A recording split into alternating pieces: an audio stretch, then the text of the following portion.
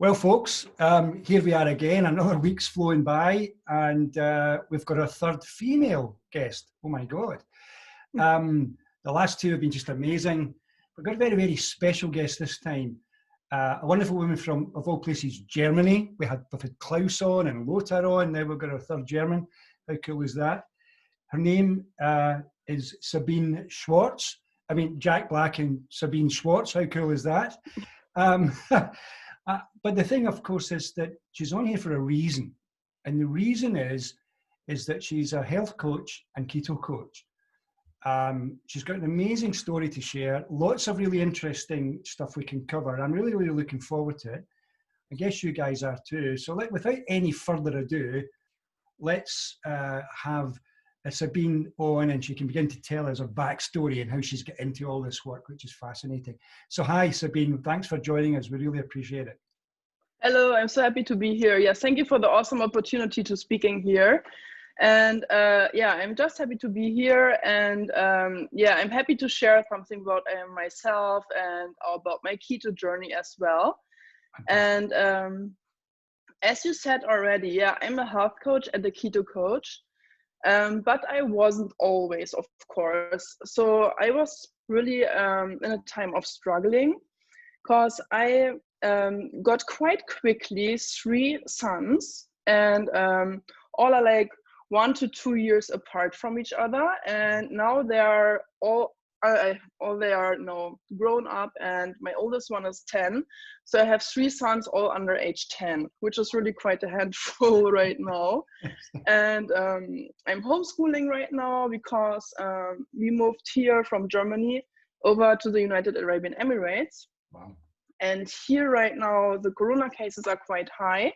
And so we're still in homeschooling, and but they will soon start to get a little percentage of the kids into school. So we are just in the transitioning phase right now.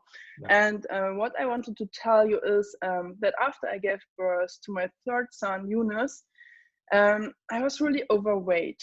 I was 50 pounds overweight, and I was really struggling. And one effect of when you're so overweight is that every step seems to be so heavy, and everything is just so much more exhausting. And going to the gym was like a big hurdle for me. And I was just always tired and moody and didn't want to go to the gym. And I pushed myself to go there, but didn't enjoy it. And I was just struggling, and I tried every diet on this planet, but nothing seems to stick and to work.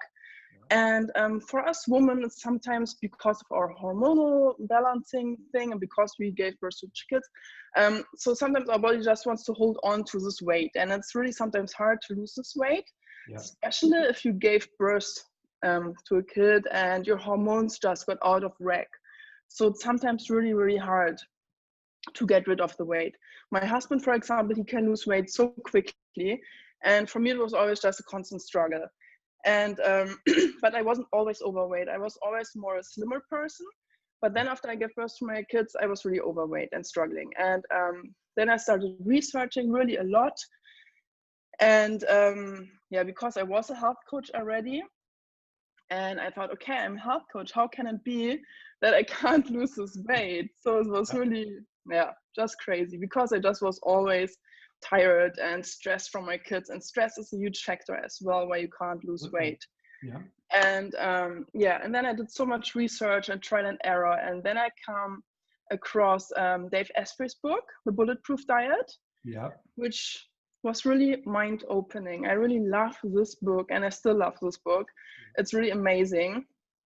And then I tried the keto diet, and everything just changed. I got so much more energy, and it was really so amazing. And I thought, okay, everybody on this planet needs to know about this diet, because you just get so much more energy. And this was really before I would think, okay, the life is like that you're always tired. And especially after eating a carb-rich meal, I was so tired that I wanted to go immediately to lie down in my bed. And with keto, everything changed. I got constant energy. My hunger pangs just went away, and I could go long hours without eating.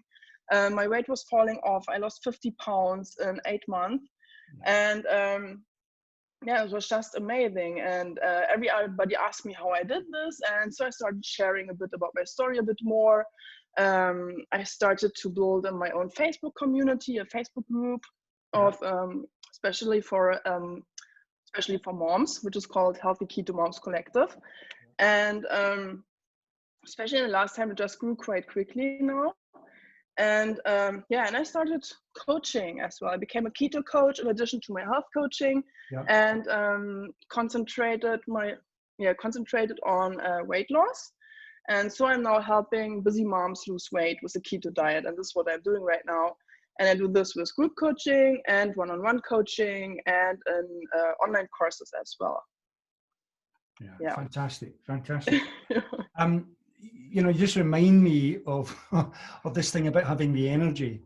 You know, like everybody, I believed in the so-called healthy diet, and every time I had the healthy diet, you know, eating breakfast, then having lunch, and even lunch would be, you know, I would have maybe something like a whole grain roll, you know, some bread with nice vegetables and tomatoes and all sorts of stuff on the bread, and I would have that as my lunch, and then I'd feel instantly needing to sleep, you know. And I had that for years, and then the brain fog as I got older, and then you go on keto or low carb and that just disappears. And the funny, I mean, even today I just had 1 cup of coffee with some cream. I was out walking, I met a neighbour, we're talking about this kind of stuff, I'm talking away to him, I suddenly realised, oh my God, I've got 10 minutes till Sabine is coming on. And I rushed back, and I've just grabbed 2 squares of organic 95% dark chocolate, and I won't be hungry now till I eat my meal at 5 o'clock, and I'll have just clarity of mind. Who would think that, you know? But yeah, anyway, it's really amazing. Yeah, and nobody believes it. Who's not into keto just can't imagine how it is to eat so much more fat and low carb, and especially here in the UAE. Here in my family right now, they're having a hard time understanding what I'm doing, because we're living here with my husband's family together, and they're eating so much sugar, and they often just can't understand it, how it feels and how it can be healthy that I'm eating so much fat. They always wonder. It's going to be amazing to get to hear about what you're actually doing and some of I suppose the anecdotes and the stories. But what about your own journey? So you come across keto, you lose the 50 pounds in 8 months, fantastic. But did you, like a lot of us, have some initial issues with it? Did you, I mean, for example, I knew that I would like bread or pastries, you know, sort of being a Glaswegian sausage rolls and meat pies and stuff. And so what I did was I found, you know, low carb alternatives to bread. And low carb cakes. And for a little while I used them. I don't use them so much now, you know, I don't need them. But the point is, I found stuff that helped me through. What did you do? And was it easy in the beginning? Because some women report it's quite challenging because of the, I suppose you've said it, hormonal imbalance or time or whatever. Yeah, in the beginning it was hard because I was vegetarian before, and but I went paleo, and when I went paleo before keto, I started incorporating a bit more meats. And once I went keto, then it was just that all the starchy things just went away. And to not be hungry, I needed to eat a bit more meat and poultry and fish. I mean, you can still do a vegetarian keto diet, but I am not a big fan of it. And I think you should really do some meats, and of course, like organic and grass-fed meats from good quality, which is key here. And I just started to incorporating a bit more meat. And but for me, it was really hard to stay away from pasta and from potatoes and bread. This was really, really difficult in the beginning. And in the beginning, it was hard for me to find alternatives, which I liked. And but then I just went more into research and started to cook more different things, and tried more things. And for me, it was really great to get keto crackers, because for me, keto bread never tastes good. I don't know why, it just tastes so eggy. And keto crackers I really love, with some seeds and chia seed, line seeds, and they taste amazing with cream cheese on top and avocado. Yeah, I really love them. And as well, like keto granola, for example, I ate a lot of it with some yogurt and heavy cream, and some like homemade raspberry sauce with stevia. Yeah, this I was eating in the beginning, and now I'm just eating like whole foods, like lots of vegetables with some meat and fish, and heavy cream I use quite often, which I really love. And yeah, and we can have it all on keto, so this is amazing. I mean, on your journey, you said you were vegetarian for a while, or did you ever go vegan, or just vegetarian? Yeah, I tried vegan as well. I was vegan as well as a little time, and a vegetarian a long time before. Yeah. And but vegan is for me, when you're eating vegan, you're eating so many carbs mostly, because you're replacing so many things with chickpeas or with lentils, and they're so carb dense. And honestly, I wasn't losing weight when I was vegan. This was something I just couldn't lose weight with it. I was always wondering why everybody else can lose weight with the vegan diet. I heard of it, but I just wasn't able, or I need to change something there. I don't know. I'm always interested in people's journeys. I mean, I was 12 years vegetarian, occasionally vegan, right? Yeah. And the first thing I ate to break it was a ribeye steak. It was just amazing. Yeah.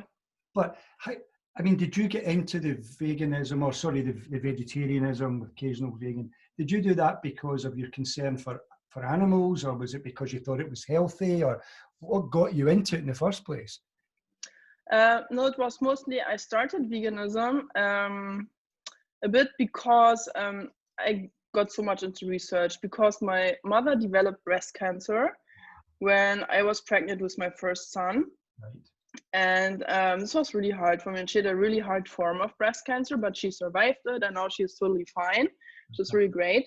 But then after this diagnosis, it has just changed so much in my life. Before, I always thought, okay, my family is so strong and we can handle everything, and we are nearly never sick, and just really a striving, strong family with vital persons and full of energy is everybody in my family. Yeah. And but then something just started shaking, and I was just like a bit insecure, and thought, okay, perhaps for me something bad can happen as well. To my mother happened something really extremely bad, and perhaps it's just a mindset thing. Something starts shifting then if something happens like that, and you think about your own not about dying, but how it can be for yourself, and how you can be healthy, even if for your kids as well, when you have a little kid arriving. So I was really getting lots of into research, and then I read so many articles about veganism, which should be great for treating cancer or for living a healthy lifestyle to not get cancer or something like that, and that it's good to avoid dairy products, for example. And then I started veganism, and now since I'm keto and the keto coach, and I know so much more, I know that with cancer, keto is just amazing, because cancer cells love sugar. And so this is a great diet, and I heard so many things about reversing cancer or stopping it and from growing, and so it all comes back together again. And but with the vegan diet, I couldn't keep it up long. No. Because quitting dairy products was for me really hard. Yes, and so I suppose because it wasn't necessarily to do with your concern, we're all concerned about animal husbandry, looking after the animals and their life and so on and so forth. We get that. So when you started introducing meat and fish, it wasn't that difficult because that wasn't your reason, or was it, or did you find it quite difficult to eat the first piece of meat, or? No, it's just like I didn't stop eating meat because I'm concerned of the animals. Of course, I'm concerned of them, and I only eat grass-fed and organic meat and fish. But I was just avoiding it because of living more healthy and vegetarian before, because I don't like meat so much at all. And so still now, I'm really very, very, very picky with meat and with fish as well. I never eat meat or fish outside, just at home when I cook it myself. Yes. And never if somebody else cooks it, for example. And yeah, I'm really a bit weird with meat and fish. Oh, So I don't like it so much, and I still eat it, but I don't totally love it. And yeah, I'm just getting it in from my protein and fat intake, and cause healthy, and sometimes it tastes good as well, but not always, and not so much, just a little bit. yeah.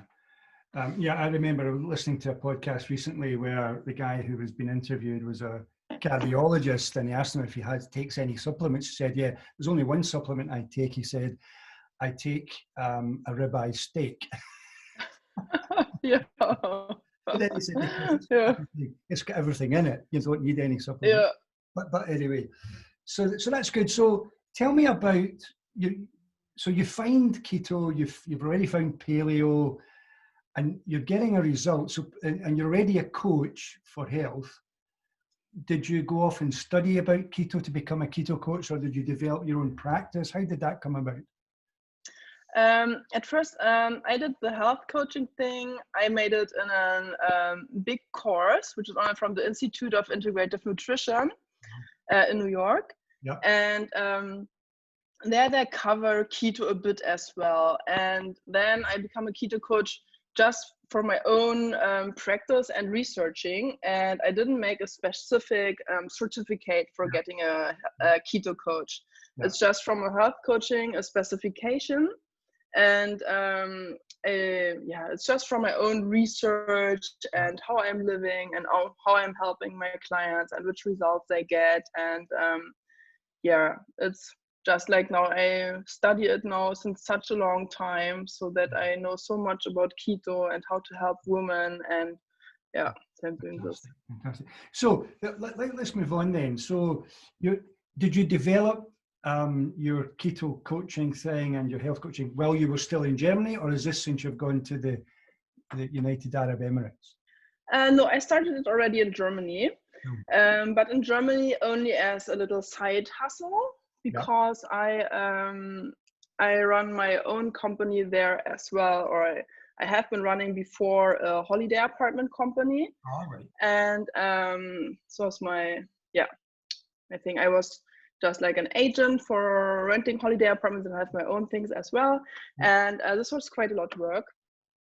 And but then I thought that I just want to do health coaching and keto coaching my full-time income and my full work and my full focus. And so I gave all the handling of the holiday apartments I gave to another company, and they're taking care of it right now. Yeah. And so that I can just fully focus on health and keto coaching, because it's my this is my thing and my destiny, which I want to do and which I love so much, to help women and to see how they develop and reach their body composition goals and can be healthy and energetic. Because I think always that healthy moms raise healthy families. Yeah. And for me, it's really extremely important that that the moms are educated and can raise healthy families, and that they raise healthy kids as well. Because I hate it so much when I see kids with teeth full of caries and so overweight as well. And this is really, which is really hard for me to see. And where I always think, okay, it must not be like that if the parents would be in another way, or taking more care of it. I mean, no kid needs to have caries and be so overweight. No. So this is really. Wow. Yeah. So your clients in the UAE, are they mostly expats, or do you have some indigenous sort of Emiratis involved as well? What's going on? No, the most are expats here. Yeah. I have lots of clients from the United States. Yeah. And from Australia and New Zealand as well. So here are really many from. Yeah, and here are some Germans as well, but they're not my clients because I'm doing everything in English. Yeah. And so my whole coaching practice is in English. And I do everything online. So I have lots of clients who are actually in America, as in the United States as well, and in Australia. Fantastic. Yeah. Fantastic. So it's growing internationally. Yeah. Yeah, this is what I always wanted to have, that I can live and work location independent. Because it was always a big dream of us to go for 2 years here to the United Arab Emirates, and then we are going back to Germany as well. Yeah. So we already go back next summer to Germany. Yeah. And Yeah. so what's some of the joys that you've had of introducing this to your clients? I mean, how do you see them progressing? It must be fantastic when they start to get Yeah. and feed that back to you. For me, the greatest thing is always when I have a woman as a client who is pre-diabetic before, and is really suffering and is afraid of getting type 2 diabetes. And when they start and they're overweight and insulin resistant, and when they start eating keto, they're sometimes at first they say, okay, I can't do keto, it's so difficult, and I can't eat anything, you cut out so much. And I mean, mostly the diet relies on bread and pasta and potatoes. And so it's really hard if you take this away from the people. They're often having a resistance to it and say they just can't do it, and they can't stop eating carbs, they can't stop eating muffins and cakes. And what's happening when they are invited to the next birthday party? What should they do?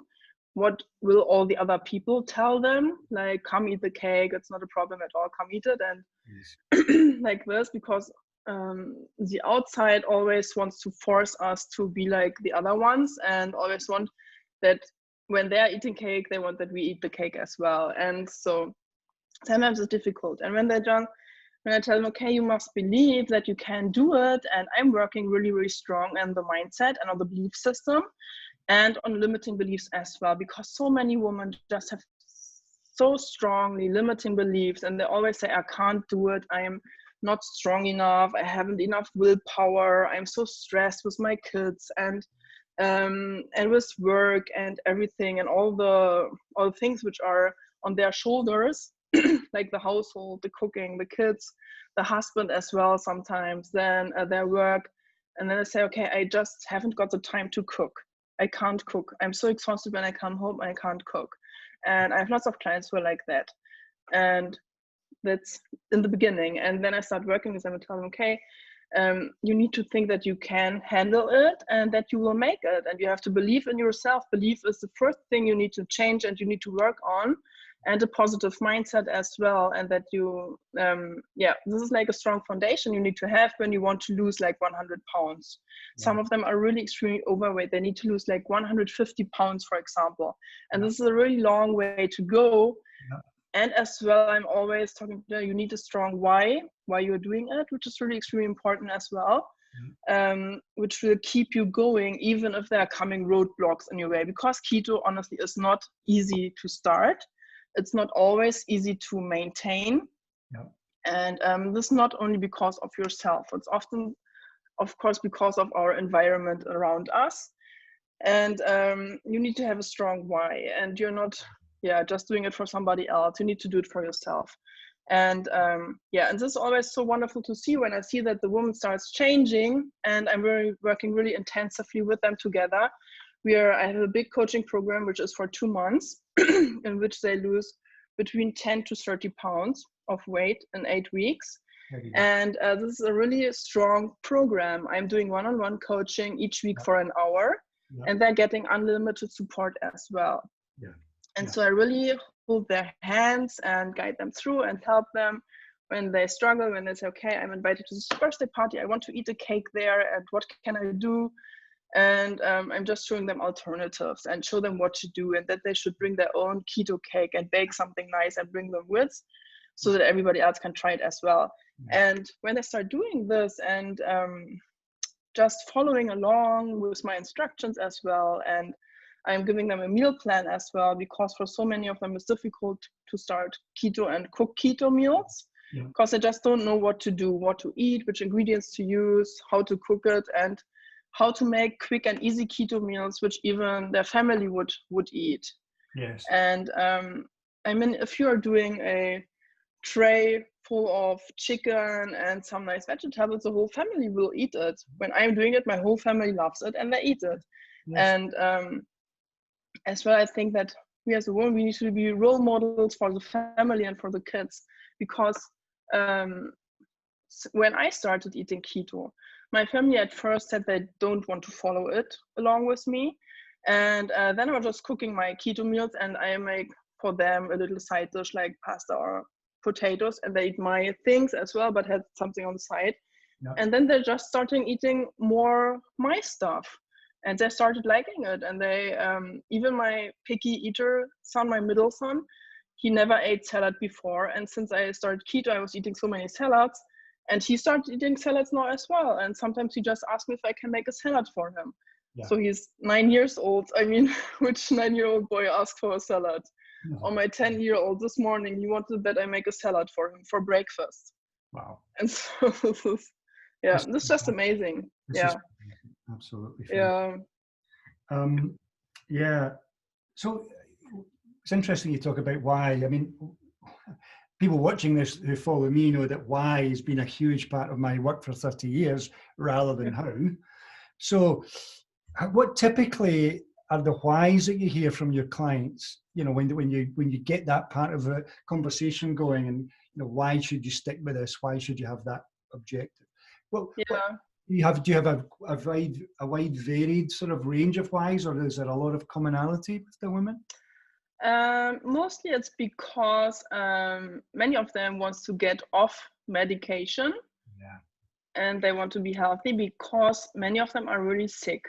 And and it's so wonderful to see when they start doing keto, that they really get so healthy in quite a short amount of time, which is really amazing. They're getting off their medicals, they're lowering their insulin, their blood pressure, they have more energy to walk around, their skin clears up.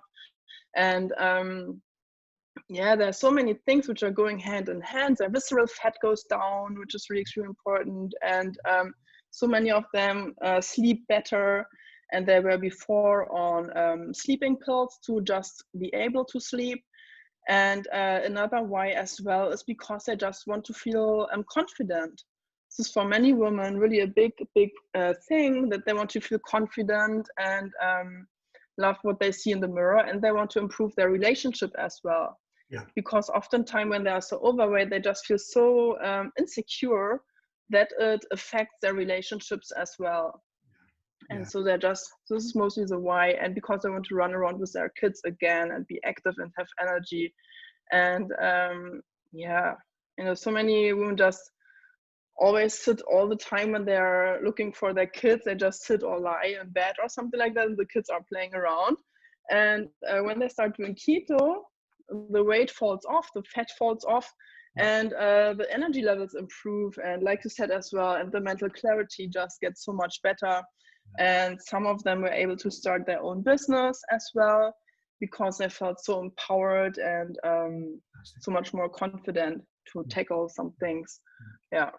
And are you finding also that COVID, you know, one of the things we know is that people with metabolic issues are not faring very well with COVID. If they unfortunately come into contact with it, it can be very, very nasty for them. It can even kill them. Is that becoming a why, do you think, or is that still not really known about? Yes, this as well, but many just think that it won't affect them, or they think, okay, COVID just gets to everybody else, but not me. And that's why I see so many who are not really taking good measurements to protect themselves from COVID, and they're still meeting so many people without face mask. And we were in Germany, for example, the cases are going up now as well, like in England I saw as well, and here in the UAE as well. And in Germany it's like there's so many people who are still making parties, and they're meeting so many people, and they're not wearing a face mask at all. In Germany, you just need to wear a face mask in a drugstore and the public transport. And here, for example, in the UAE, we have to wear a face mask as soon as we leave the house. We have to wear a face mask, even in our cars, which was really a bit strange. But even in the car, we need to wear a face mask. And on every supermarket, you have somebody who's measuring your temperature. In Germany, not. Here in the UAE, you have everywhere, you have somebody who measures your temperature. Even now when my kids, my little son starts now since Sunday, going again to school, because they're just making it like percentage wise. So the first grade can go now. But they need to wear a face mask the whole time, and their temperature get measured as well. Yeah, and this is in Germany not the case. And so as well with the woman who joined my program with COVID, they are not so concerned. This is not the why they're doing this, but even if they should, because like you said, the metabolic syndrome really is a huge problem when you get COVID-19. So it's a really, really huge problem if you get it then. And so they should really work on this issue and this insulin resistance as well. So it gets your whole body out of whack, and yeah, so just an easy target, I would say, for everything. I mean, I'm very conscious that this hour will just disappear. You know, it always goes too quickly.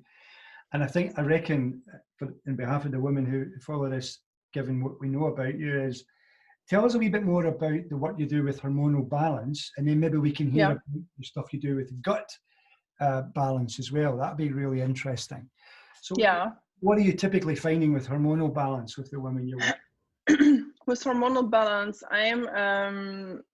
it's really a huge package. It's like a circle which they need to follow along, and this is addressing so many factors as well. It's not only diet, it's of course, diet is a huge part, and keto diet for hormonal health is amazing. Even if you see sometimes in the internet how bad keto is for hormonal balance for women, but it's not true. I mean, the keto diet and our hormones, let's say at first insulin, for example, insulin just goes so high if you're eating a carb-rich diet. And if you just lower your carb intake and go keto, your insulin levels just drop, which is an amazing effect for everything, because when your insulin levels are high, it's like a domino effect on so many other hormones as well. They're all falling apart as well. And then you have a constant, like a broken system. When insulin resistance insulin is high, it affects everything. And this is really, especially for women, really bad, because when our hormones are out of whack, you have so many issues there. Let's say as alone estrogen dominance, for example. When you're suffering from estrogen dominance, it becomes really hard losing weight as well. You get moody, you get tired, exhausted. You're having adrenal fatigue, for example. The period gets really, really strong and heavy and painful. And or specific for women who are suffering from PCOS, polycystic ovary syndrome. And the PCOS is, for example, that you're insulin resistant oftentimes, and they're often infertile. They can't get children, and they're having huge problems losing weight, and so many other problems as well. And keto and PCOS are, for women with PCOS, keto is working really wonders, because I have so many clients who have PCOS, and since starting keto, they were able to receive children on the natural way, where before all the doctors said, you will never get a kid. You will never get pregnant because of your severe PCOS. But with keto, it just started that everything got more in balance. And because the insulin levels went down, and they were able to lose weight. They were able to get better skin, because they have oftentimes skin problems and receiving children. And for women with PCOS, it's a really big tip, go keto. It's really a lifesaver for you to have a good life and not to suffer all the time. And for other hormonal issues as well, keto just helps so much, especially if you're suffering from estrogen dominance, for example. This is one tip I give my clients as well, is that they need to eat lots of leafy greens to get the estrogen out of the system. Then in combination with healthy fats, hormones love healthy fats, and eat plenty of them. And I'm often prescribing them, like every morning, a green smoothie, which they in the beginning don't like, because oftentimes the green smoothies, the people just like with a banana in there. You can't eat bananas on keto, so they don't like it because it's not so sweet. But I got them drinking the green smoothies with spinach and kale and cucumber and zucchini, and and ice in there, and protein powders, and some other superfoods like chia seeds, maca. So it's always varying, because I'm really into superfoods, and and bee pollen they're adding in there as well. and coconut milk and coconut oil. And so it's a really fat bomb, this shake, but it's loaded with so much fiber and green vegetables and proteins and collagen and everything. And so this is really a great big help if they're just shifting their mindset to really sticking to healthy eating pattern with lots of vegetables, because keto can be really a healthy diet. It's not just meat and cheese like so many people think. And when they just start eating lots of vegetables and healthy fats and healthy proteins, this alone heals already so many hormonal imbalances and issues. And it's working on adrenal fatigue as well. And because you just quit sugar, and sugar is the worst enemy of hormones. And so this is already a big help. And then we are working on stress level, on stress management as well, because stress, when you're constant stress, then you're always in a fight or flight mode. And this for women, much worse than for men. Men can handle it much better when their stress levels are higher than women. And for women, it's just when they're always in this fight or flight mode, then they're just so stressed all the time that just a little thing makes them explode, or that they shout at their kids or whatever. And they're just feeling all the time like something is tingling inside them, and they're really tense and really stressed out and so easy to explode. I just call it like that. And so we are working strong on stress management, and I incorporate meditation, for example, which I really love. And going for a walk, a bit of yoga, unwind from the day. I always tell them when they come back home from work, they should at first lie down somewhere and put their legs on the wall to get a bit more grounded and to unwind from the stressful day before they start cooking or do anything else. They just should relax a bit, get down and center themselves, and then they start their work at home, for example, to be in a good place of mind. Because when you're so stressed and when you come back from work, you have your kids there, you get in the kitchen and start cooking, they eat, you clean up everything, then you get the kids to bed, and then it's like 9 o'clock or something in the evening. And then the women are often so stressed out that they just grab the chips or the chocolate or whatever and eat it in front of the television and eating this because they think, okay, I have to reward myself. And because the day was so stressful and hectic, and I push my diet to the next day. So I think it's really extremely important, especially when you're having hormonal imbalances and you're stressed out, that you at first, when you come back home, relax a bit before you start everything else. And this is just one tip which was so helpful for my clients to do that.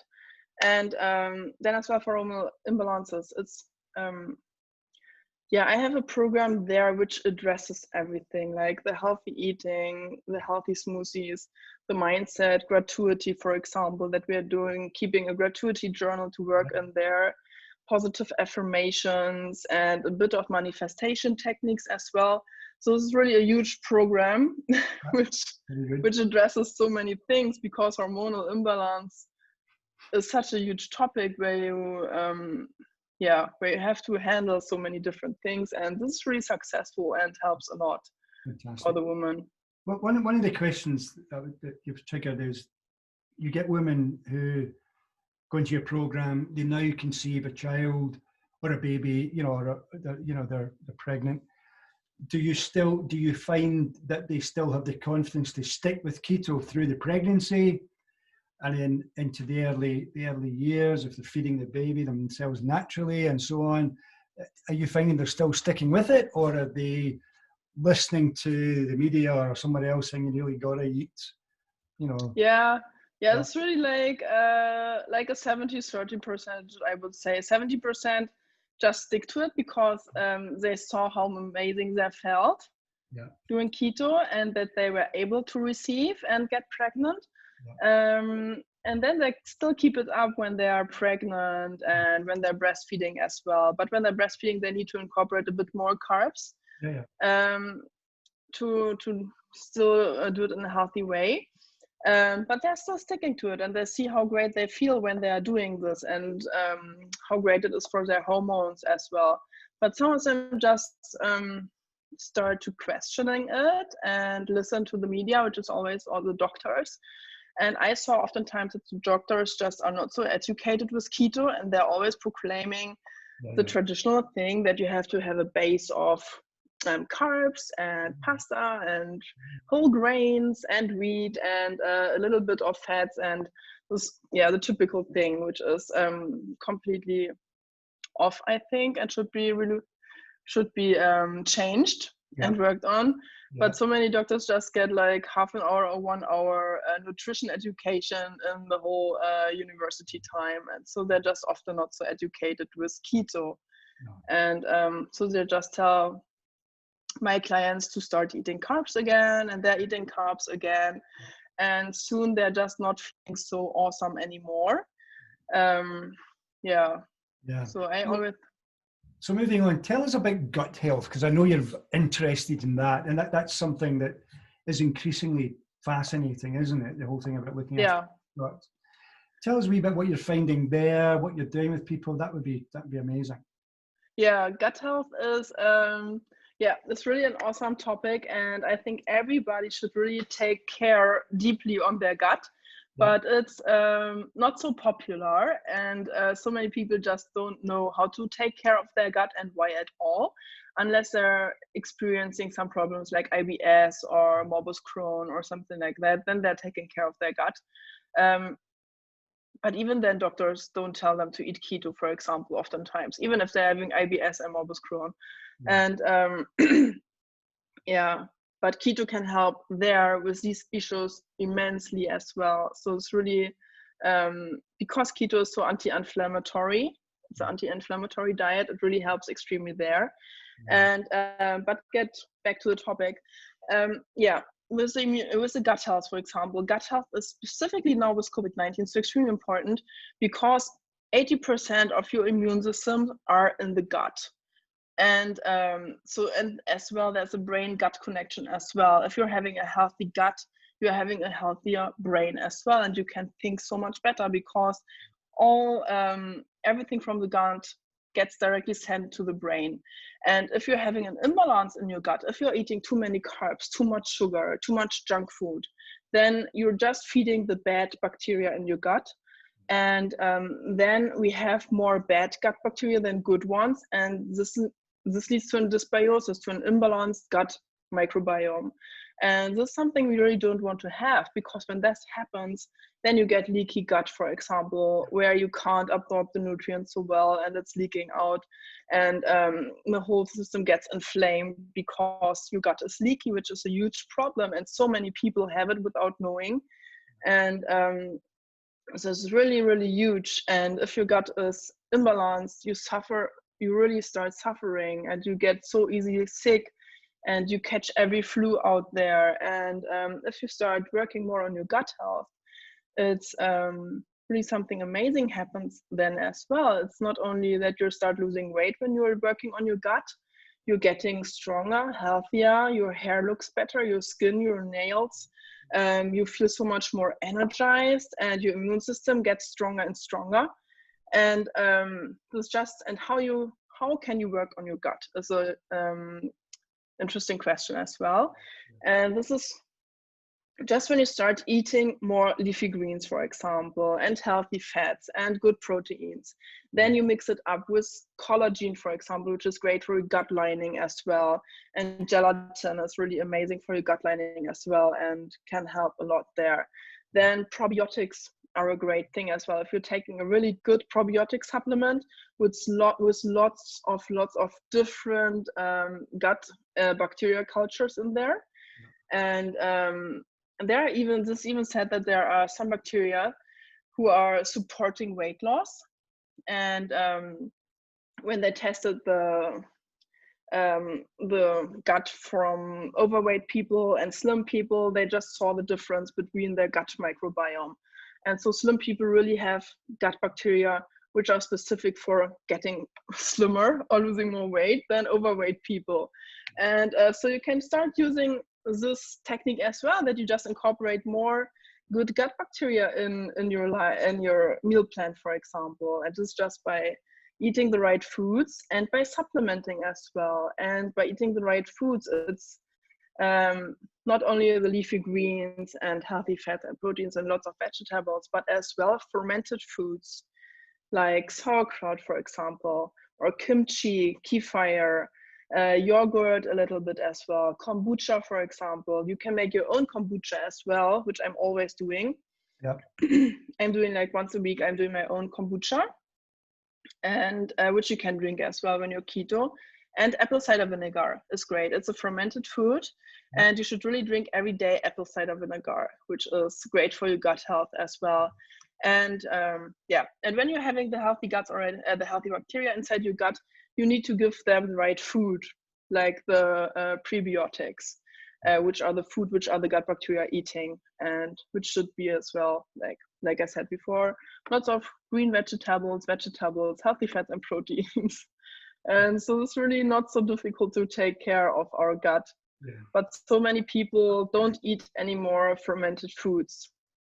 Yeah. And we should really start eating it more. And in the earlier days, we have been eating it a lot, but everything changed. And now more people are eating processed foods, which is really doing lots of damage to our gut health.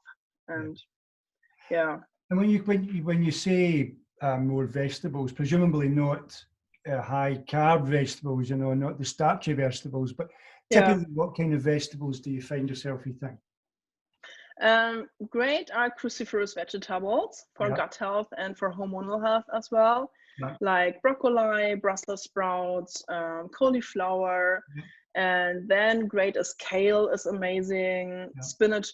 But kale and spinach is again something which women with thyroid issues shouldn't eat so much, and not raw. They can eat it cooked, but not raw. Because it's going on the thyroid hormones, and so they should just cook it. But spinach and kale are even great. And then good are as well of salads, different forms of leafy green salads. Then you can eat bell peppers, cucumber, zucchini. There's so many vegetables to eat there. And you can still enjoy on keto lots of vegetables. They are so low in carbs. Do you encourage people to keep a food sort of diary so they or notebook so they can check if they eat certain foods? Does it work? Does it not work? Do they get do you encourage them to do that? Yeah, this I'm doing with my clients who are having gut problems, for example, or where we think that they might having a food intolerance. There I'm doing often elimination diet. Where we just cut off for 30 days specific food groups. And then after 30 days, they just start incorporating them and always write down how they feel and what they experience. And this really, I did it with one client of mine, and for 30 days.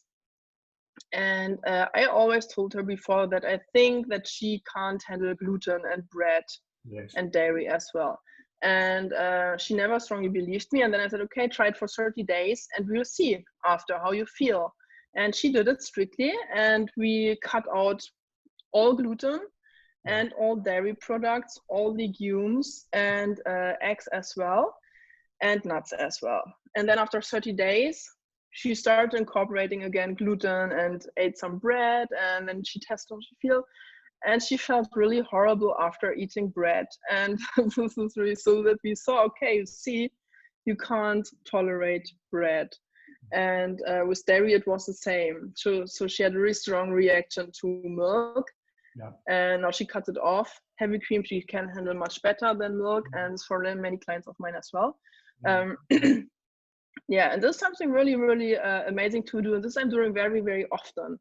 That they're keeping like a food diary. And for all the women who are starting with keto, I always recommend that they start tracking their macros in an app. And I'm often using the Carb Manager app, but FitnessPal has a great one as well, but I love Carb Manager. And there they're just tracking everything. And this is for the beginning really good to see, because we overestimate sometimes or underestimate the carb count we're consuming in a day. And this alone, if they're drinking lots of coffee and they're adding milk in there, this can be already putting them over 20 grams of carb, because milk is high really high in carbs.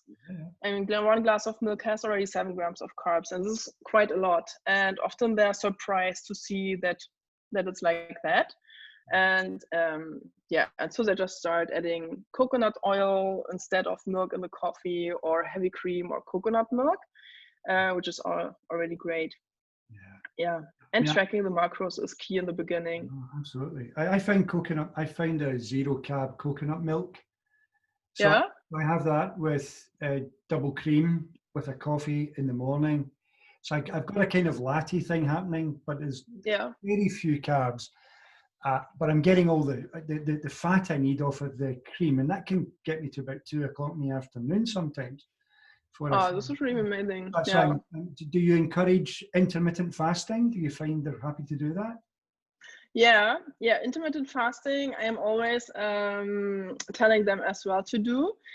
And intermittent fasting is really a great tool for many women when you're just doing it from, let's say, 6 o'clock in the evening until 10 a.m. in the next morning.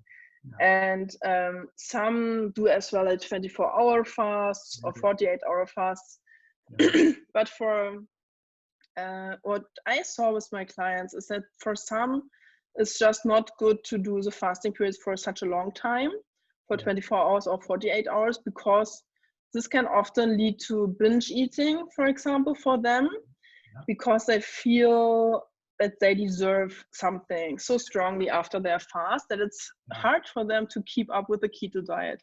And I saw it's often better, because you get often the advice that after you have been falling off the keto wagon, for example, if you have been eating something which is non-keto, like a cake at a party, or for example, then so many people say, okay, do a 48-hour fast to get quicker into ketosis. Then they do that, and they feel so bad doing that. At first they feel bad because they've been eating the cake. Then they feel bad because they're doing the fast. Then they finish with the fast. Then perhaps the weight is not so much down like they wished it would be. And then they eat again the pizza and the pasta.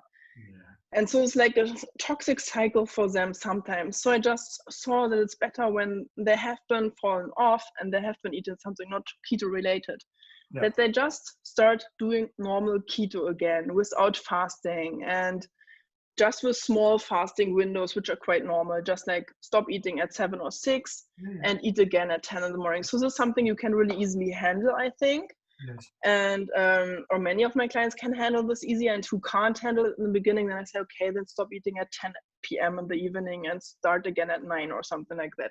This is for people who have been night eating. This is for them huge as well. But sometimes you just have to start slowly to get them to where they want to be. And and so this is an approach which I'm following more, that I am doing. It's not a soft keto, but it's just like when you haven't been eating keto, when you ate the pizza or the pasta, okay, you have been eating it, but it's not so bad. You know it's not so good for you, but you don't beat yourself up, because this leads often to a punishment cycle or something, that they say, okay, I ate already the pasta, now it's all ruined, now I eat the chips and the chocolate and the donuts as well. And so when they say, okay, I ate now the pasta, it's not good, but it's okay, and I enjoyed it, and now I just get back to keto right away, because keto is a lifestyle and not a diet. And so they're just living keto, and when they don't eat keto, they just get right back on track. And for women, it works sometimes better when we are doing it like that. And then they feel it's more easy, and they can maintain this form of a diet. So it needs to be sustainable and maintainable, and to really get the results in the end. And even if you're having some cheat meals, you can still lose 10 to 30 pounds in 8 weeks with keto. Because keto is just amazing there. And so I think it's probably very empowering for a lot of, I've been pushing this at people for 4 years, they know that. But my purpose is to do with, particularly for many of us here, our longevity, and for making sure we handle COVID, or the next pandemic, by being metabolically healthy. But I suppose what I'm thinking, which quite good for listeners, is that you do this, and compared to some stuff that I've done myself and or other people I've interviewed or listened to in the keto field, you do seem to have a kind of soft keto, which is probably very, very good for people, you know, who they want to have a go at it and not be frightened out of it. And I think it's great that you're doing that. It's fantastic. Because some people might think it's too strict. You know, I mean, I've done carnivore, and there's a lot of carnivore enthusiasts. So they think, oh God, I've got to go carnivore. No, you don't. Yeah. You know, you can still eat those leafy green vegetables if you want, and so on. So I think that's really cool. But you know, time is running away is inevitably. What I'm interested in also is what's currently kind of, you know, bringing you passion and excitement. What is currently really pressing your buttons? What is it that you're finding really exciting at the moment? For me, it's really exciting in the moment, especially with keto right now, which I think is really one amazing part of keto is that you're building muscle so easy. This one thing which I really love about keto a lot, and for women and moms as well, because we don't have so much time. And I know the time when I was really overweight, and I know my husband always keeps telling me, yeah, you just need to go more to the gym. You need to go like 2 hours to the gym. And at first you need to run like 1 hour to frighten your metabolism. And then you need to do heavy lifting and everything. I said, yeah, but when can I do it? In the evening when the kids are in bed, I'm exhausted. I can't do it. In the morning, I want to work when my kids are at home. I need to do my business. I can't go, even if I'm working from home, I can't spend 2 hours in the gym. Or 3 hours with dressing and showering and everything and going and back. And so keto for me is amazing that I see results quite quickly. I can build muscle with minimal time in the gym. So it's like, I don't need to work out for hours. I don't need to spend hours on the treadmill and exhaust myself. And I love as well, if you see the marathon runners, for example, they are so skinny and they're not looking healthy and strong at all. And I would rather look strong than so skinny and thin and to really have muscle. And the sprinters, for example, they're just sprinting a short time and they have muscles. And so this is the same when you're doing keto, you just don't need to spend hours in the gym. You can do a bit heavy lifting or HIIT training. And you see big results, and it's really amazing. And this was for me the most exciting with keto, besides of the energy effect, that it's just giving results. It's strengthening the whole system, and your body gets so strong, and your muscles, and and it's really something amazing. And inflammation as well. For me, it's really amazing that the inflammation levels are going down so much, because I myself, I have endometriosis, which is like a chronic disease, and it's an inflammation disease. And with keto, I saw that it's really making it a bit more easy, and it's working on inflammation levels as well. And so these are some parts of keto which I really, really love, is the muscle effect, and that you're losing weight and not losing muscle, which you have in so many other diets. And this is really amazing. Yeah, I mean, just a thing I heard the other day is that, you know, that probably every one of the chronic diseases we're suffering from in the modern age, is because of metabolic imbalance. And so when you go on keto or low carb, all those diseases, including mental illness and stuff, particularly starts to fade, but absolutely, as you've said already, inflammation. Whether that's inflammation in your heart or inflammation, in my case, in your lungs or whatever, it just starts to subside. And then you maybe let go a little bit and you have a pizza or something, and I would, but you might have something else and suddenly you know that, oh, I've got a shortness of breath here. You know, really. Within 2 hours, you're going, oh my God. But you feel it immediately. This is you feel it immediately. This is really amazing. Yeah. What I love about it is like your body's functioning at its very, very best. And so you put in a toxin or something that's going to cause inflammation, you're right, it's instantly, you feel it. Yeah. Yeah, your body just becomes like a detector. This is something which I think is amazing with keto as well, that you're getting so sensitive to everything, and it's like your own detector for poisoning your body or something. Then your body just says immediately, no, I don't want this. I don't want the pizza and the pasta and the chips. So it's fantastic. And last week in our interview, we were hearing, that processed carbs, particularly sugars and so on, but it's a slow poison. 30 years to become metabolically unhealthy to the point where suddenly you got symptoms of diabetes. It doesn't happen right away. It's very gradual. You're not even aware of it. But the thing is, once you've gone keto, as we said already, you instantly know that your body doesn't want this, what you're giving it, which is just fantastic. It's especially when you get to my age group, and you begin to think, okay, what about my longevity and and the quality of your life? And the mental health as well, which becomes really important then. Absolutely critical. I mean, I said it already, but one of the things I found fascinating, I had no idea I had brain fog.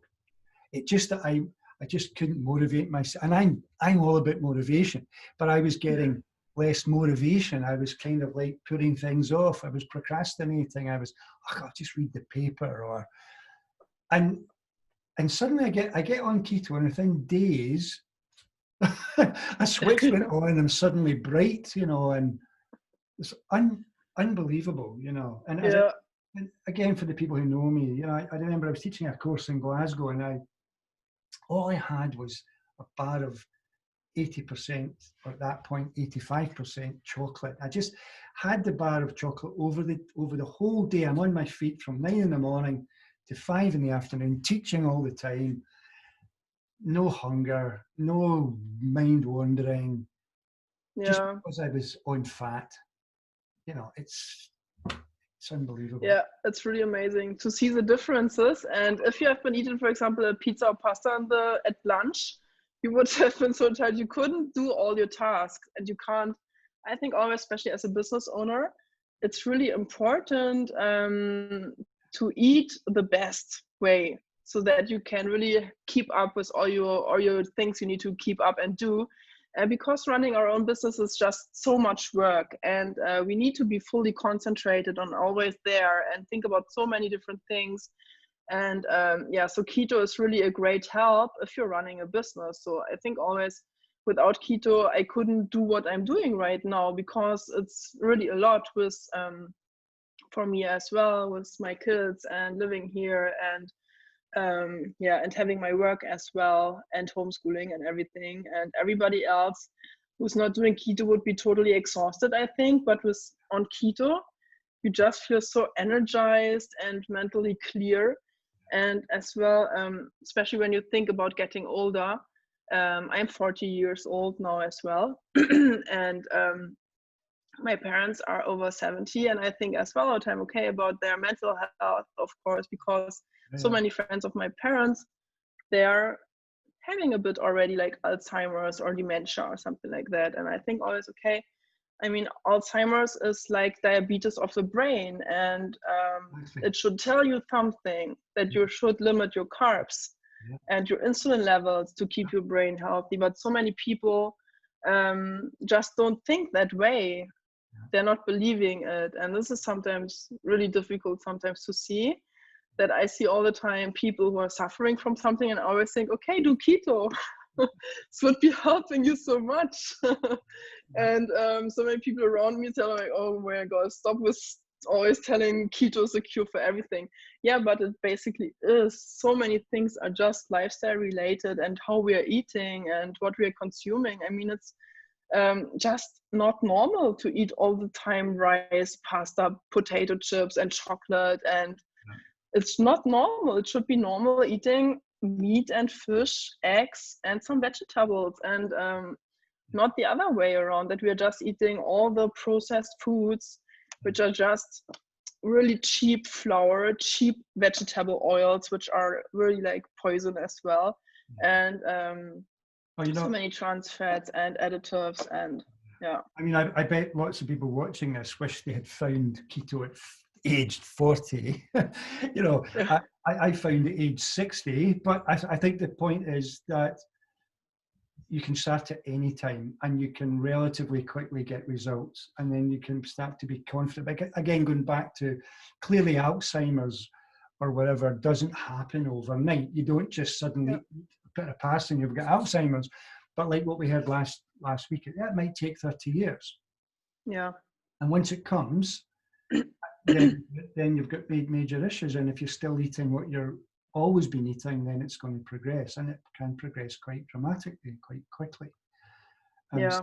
Same with all of the metabolic illnesses. Yeah. But it's fantastic.